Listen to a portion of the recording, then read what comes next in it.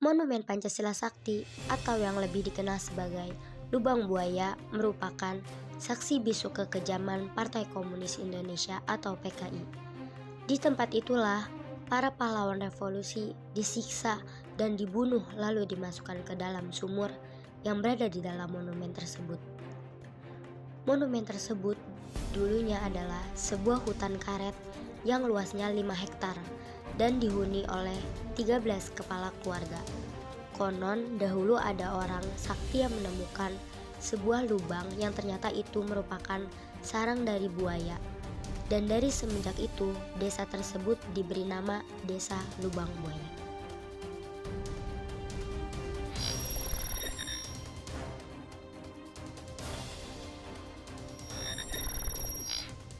Sebelum jadi desa ini dulu tempat ini Kalau dulu emang ini udah desa, tetapi warganya di sini hanya terbatas, kurang lebih sekitar 12 rumah. 13 rumah ya, maaf 13 rumah.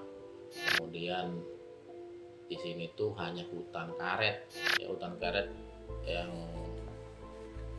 rumahnya itu agak jarang-jarang. Dan dulunya tempat latihan angkatan udara. Kemudian beberapa tahun kemudian di sini ternyata jauh dari pantauan, kemudian digunakan oleh segerombolan orang-orang yang tidak bertanggung jawab.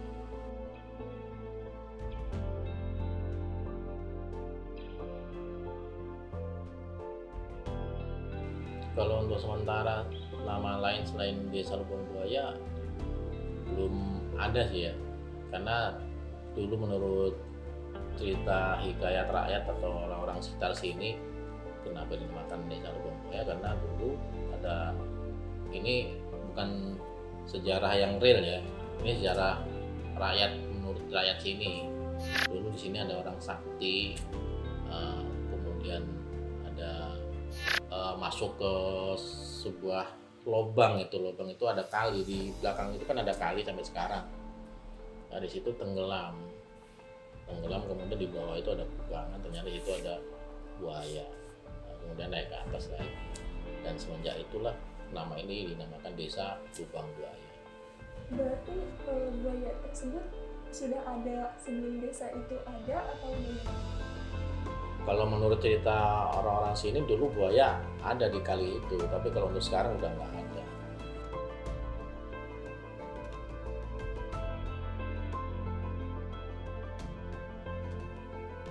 PKI yang di sini terjadi sebelum istilahnya setelah pemberontakan PKI di Madiun. Ya, setelah di Madiun itu mereka gagal, kemudian diambil alih oleh PKI tokoh-tokoh muda kan, seperti DNA Idit. Nah, itu adalah yang sebagai ketua PKI yang ada di daerah Lubang Buaya, dan mereka memanfaatkan anggota ABRI yang mudah dipengaruhi oleh orang-orang PKI, dan mereka sebelum memberontak terlebih dahulu mereka latihan di sini karena tempat ini jauh dari keramaian dan tempatnya menurut mereka strategi. Akhirnya kemudian mereka mengadakan latihan, yaitu para orang-orang PKI ya, kader-kader PKI, seperti orang-orang PKI yang terlibat dengan PKI seperti BTI ya, Barisan Tani Indonesia, kemudian Pemuda Rakyat, dan kemudian ada Gerwani yang didatangkan dari luar daerah. Mereka latih di sini seperti militer, kurang lebih sekitar 1 minggu mereka latih, kemudian berganti gelombang lagi selama 1 minggu, dan setiap minggunya ganti bergelombang selama dari pertengahan bulan Juli tahun 1965 sampai menjelang pas mereka gerakan yang dikenal dengan G30 PKI. Mereka akan mengadakan latihan besar-besaran.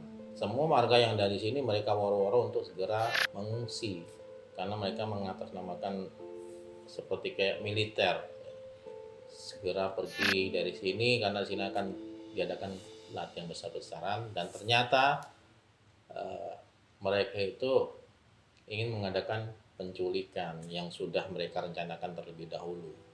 Penculikannya terhadap 7 jenderal.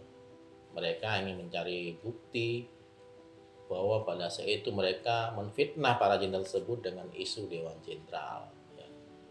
Isu Dewan Jenderal itu adalah sebuah coup, ya, atau ingin merebut kekuasaan secara tidak sah. Nah, ini yang disebarluaskan oleh PKI ke seluruh masyarakat bahwa 7 jenderal tersebut akan mengadakan Dewan Jenderal. Nah, ini adalah fitnahnya PKI sampai 7 jenderal tersebut yang mereka culik di sini.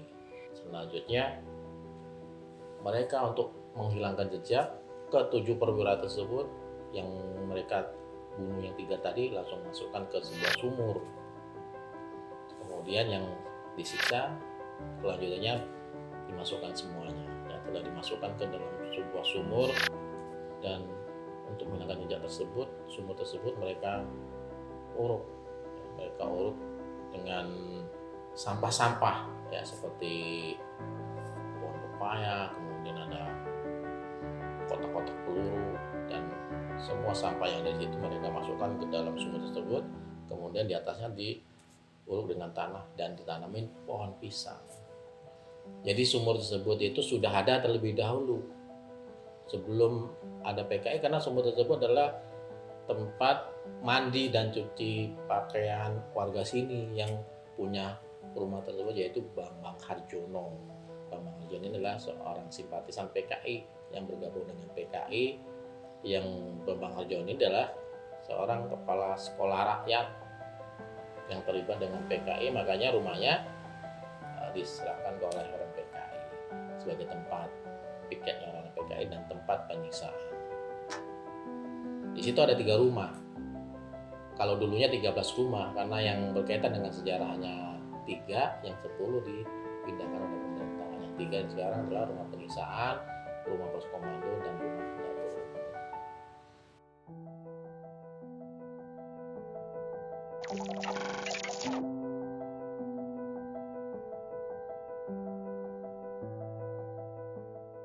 Lubang tersebut bukan lubang ya, itu sumur.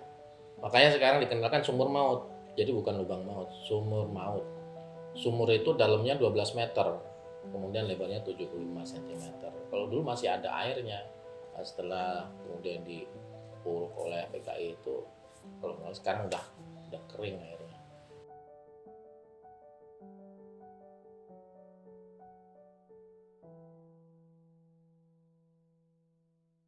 Sebelum dibunuh, mereka disuruh menandatangani sebuah dokumen tipu muslihat PKI bahwa Angkatan Darat akan melakukan kudeta terhadap pemerintah yang sah.